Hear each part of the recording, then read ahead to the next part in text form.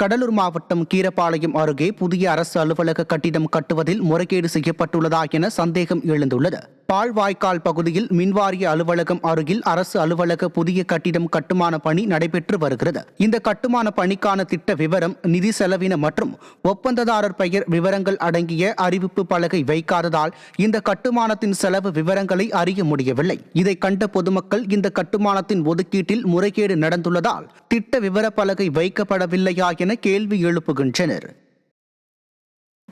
சேலம் மாவட்டம் ஆத்தூர் அருகே கட்டி முடிக்கப்பட்ட வாரச்சந்தை பல மாதங்களாகியும் திறக்கப்படாமல் இருப்பதால் வியாபாரிகள் கடும் அவதியடைந்துள்ளனர்.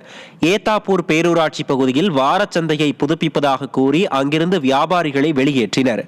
இந்நிலையில் பணிகள் முடிவுற்றும் வாரச்சந்தையை விடியா திமுக அரசின் அதிகாரிகளின் கையாலாகாத தனத்தால் திறப்பு விழா செய்யப்படாமல் இருப்பதால் ஏழை வியாபாரிகள் போக்குவரத்து மிகுந்த சாலையோரங்களில் உயிரை பணயம் வைத்து வியாபாரம் செய்யும் அவல நிலை ஏற்பட்டுள்ளது.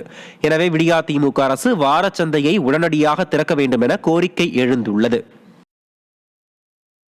கள்ளக்குறிச்சி தனியார் மருத்துவமனையில் தவறாக ஊசி போட்டதே இளைஞரின் மரணத்திற்கு காரணம் என உறவினர்கள் மருத்துவர்களிடம் வாக்குவாதத்தில் ஈடுபட்டனர். எலியத்தூர் கிராமத்தைச் சேர்ந்த மாரியப்பன் என்பவர் தனியார் மருத்துவமனையில் அறுவை சிகிச்சைக்காக அனுமதிக்கப்பட்ட நிலையில் செவிலியர் ஊசி போட்ட சிறிது நேரத்தில் மயக்கமடைந்து உயிரிழந்தார். இதற்கு தவறான ஊசியை போட்டதே காரணமென கூறி உறவினர்கள் மருத்துவர்களிடம் வாக்குவாதம் செய்தது அங்கு பரபரப்பை ஏற்படுத்தியது. ஸ்டாலின் அரசின் சுகாதாரத்துறை தனியார் மருத்துவமனைகளை முறையாக கண்காணிக்காமல் இருப்பதே இதுபோன்ற மரணங்களுக்கு காரணமென பொதுமக்கள் குற்றம் சாட்டுகின்றனர். திருவாரூர் தியாகராஜ சுவாமி கோவில் திருக்குளத்தில் பாதாள சாக்கடை கழிவுநீர் கலப்பதால் பொதுமக்கள் வேதனை அடைந்துள்ளனர். வரலாற்று சிறப்புமிக்க திருவாரூர் தியாகராஜ சுவாமி திருக்கோவிலின் மேற்பகுதியில் உள்ள கமலாலய குளம் காசிக்கு நிகராக கருதப்படுவதால் நாள்தோறும் ஏராளமானோர் புனித நீராடி வருகின்றனர். இந்த நிலையில் குளத்தை சுற்றி பாதாள சாக்கடை தொட்டிகள் நிரம்பி கழிவுநீர் கமலாலய திருக்குளத்தில் கலப்பது தொடர்கதையாக உள்ளது. இதை கண்ட பக்தர்கள் விடியா அரசின் அறநிலையத்துறை அமைச்சர் இதெல்லாம் கண்டுகொள்ள மாட்டாரா என கேள்வி எழுப்பியுள்ளனர்.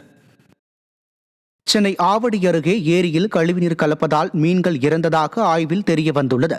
பருத்திப்பட்டு ஏரியில் மேற்கொள்ளப்பட்ட ஆய்வில் கழிவுநீர் கலப்பதால் நீலப்பச்சை பாசி நுண்ணுயிரி உருவாகி மீன்கள் இறந்து மிதப்பதாகவும், மேலும் இப்படி இறந்த மீன்களை உண்பவர்கள் நரம்பியல் பாதிப்பு ஏற்பட்டு இறக்க நேரிடும் எனவும் கூறப்படுகிறது.